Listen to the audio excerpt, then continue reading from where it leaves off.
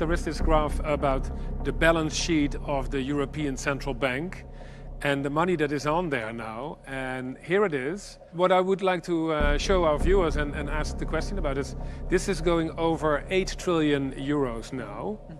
And isn't what you just told us about the cryptocurrencies, don't we see a gigantic bubble here on your balance sheet with the euro? And isn't this graph very nerve-wracking?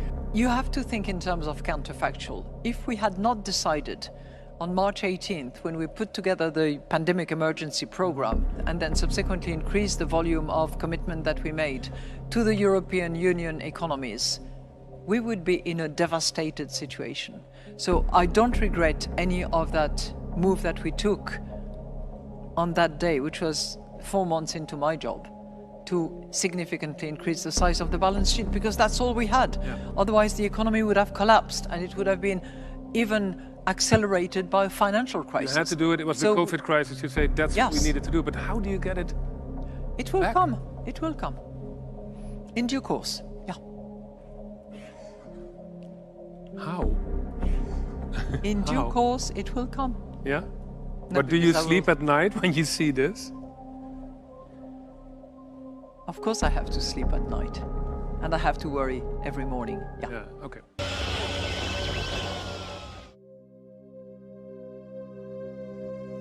A União Europeia é um bloco econômico em que países distintos com línguas e culturas distintas, comandados por governos distintos, níveis de endividamento, déficits e políticas fiscais distintos, são amparados por uma mesma moeda que é emitida por um único banco central.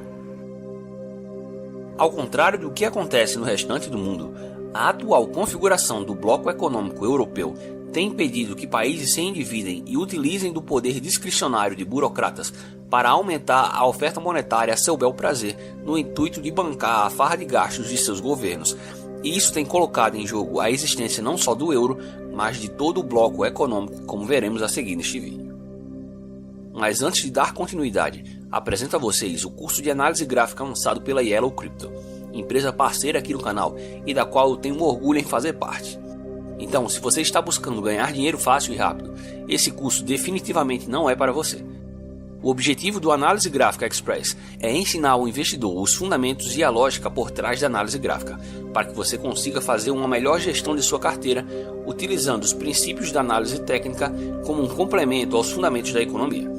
Quem tiver maior interesse, basta clicar no link abaixo na descrição e no comentário em destaque. Governos não geram riqueza. Todo gasto do governo que não é pago através de sua arrecadação será pago com endividamento. E quanto maior for esse endividamento, maior é a chance de que essa dívida seja paga através da pura e simples impressão de dinheiro num processo conhecido como monetização da dívida.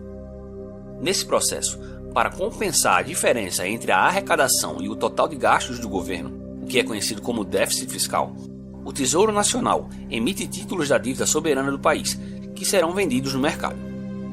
Esses títulos nada mais são do que empréstimos que o governo toma e que invariavelmente serão pagos através de uma maior impressão de dinheiro por parte do Banco Central.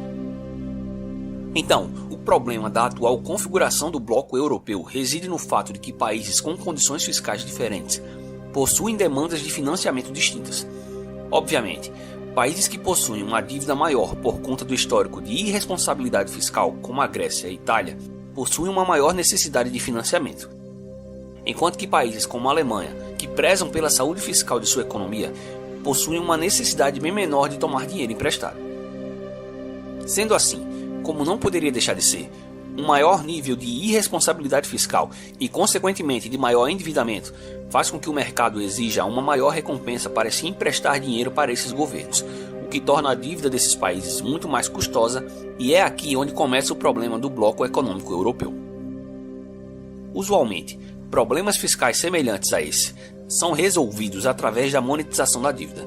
Entretanto, a existência de um único banco central para toda a região restringe a total irresponsabilidade monetária de se imprimir dinheiro para bancar a irresponsabilidade fiscal de governos gastadores, já que ao se fazer isso, o Banco Central estaria punindo os países fiscalmente responsáveis, obrigando-os a pagar pela irresponsabilidade dos governos perdulários. Essa é exatamente a situação em que a economia da zona do euro se encontra desde a crise de 2008.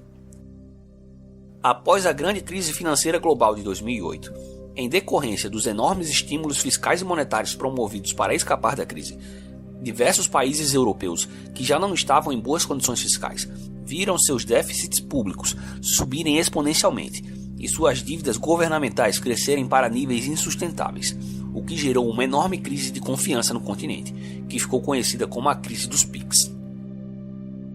PIGS é um acrônimo pejorativo, originalmente usado na imprensa de língua inglesa, para designar o conjunto das economias de Portugal, Itália, Irlanda, Grécia e Espanha.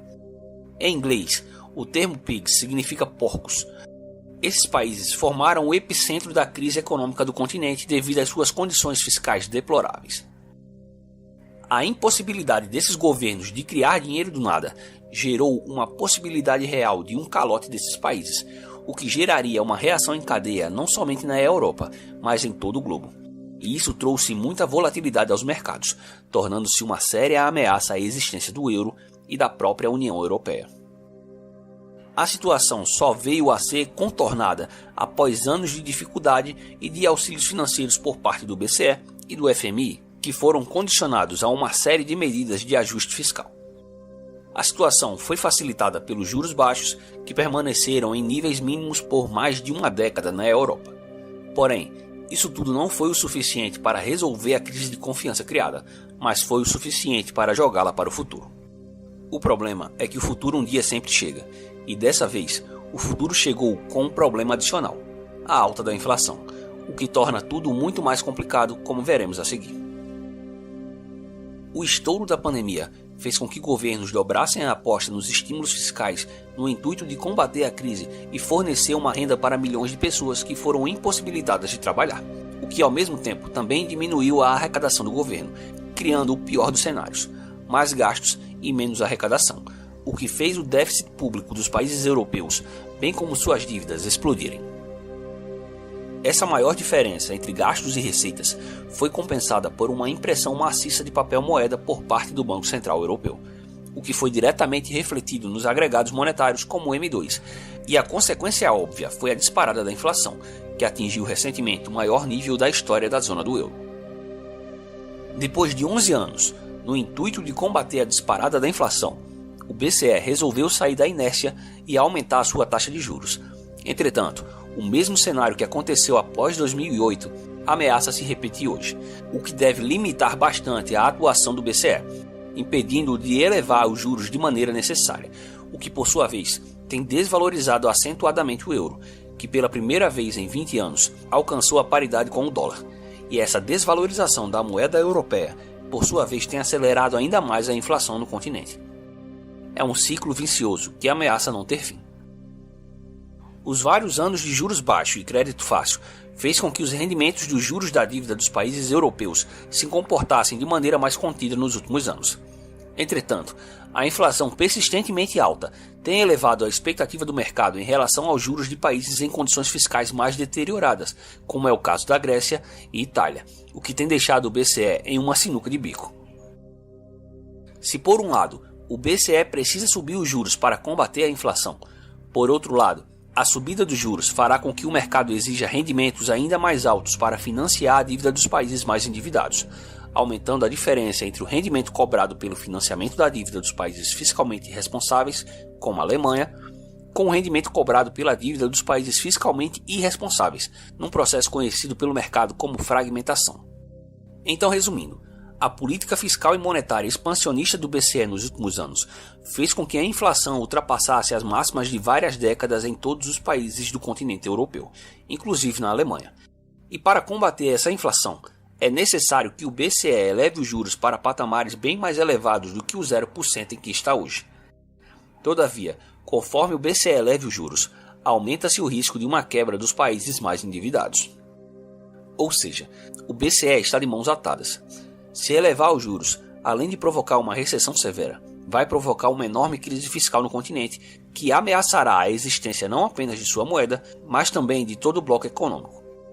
Se não elevar os juros o suficiente, o BCE corre o risco de ver a economia europeia sucumbir frente a uma estagflação severa. Para interromper esse ciclo vicioso, recentemente, o BCE anunciou a criação de uma ferramenta antifragmentação, que consiste na compra de títulos públicos de países endividados para evitar que o rendimento desses títulos suba de maneira mais agressiva. Na prática, o programa antifragmentação anunciado pelo BCE nada mais é do que uma ferramenta de controle da curva de juros.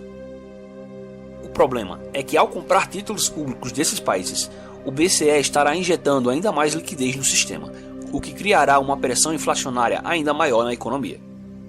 Em outras palavras, para combater a inflação, o BCE precisa implementar a ferramenta antifragmentação. Para aplicar a ferramenta antifragmentação, o BCE precisa comprar mais títulos públicos de países endividados, e para comprar mais títulos públicos, o BCE precisa aumentar a oferta monetária, alimentando assim continuamente o monstro da inflação, ao mesmo tempo em que afirma estar subindo os juros para conter a escalada dos preços. Esse é o tamanho do problema do BCE hoje. Assim como a economia americana, a economia da zona do euro está prestes a entrar em recessão, o que pode ou não aliviar a pressão inflacionária recente. Entretanto, assim que o BCE voltar a estimular a economia para combater a recessão, esse problema se tornará ainda maior e a saída para esse cenário não parece estar muito clara. Se você gostou do conteúdo, então deixe o seu like e se inscreva em nosso canal. Caso queira receber mais informações sobre o mercado financeiro e a economia mundial, acesse o canal Econofácil no Telegram.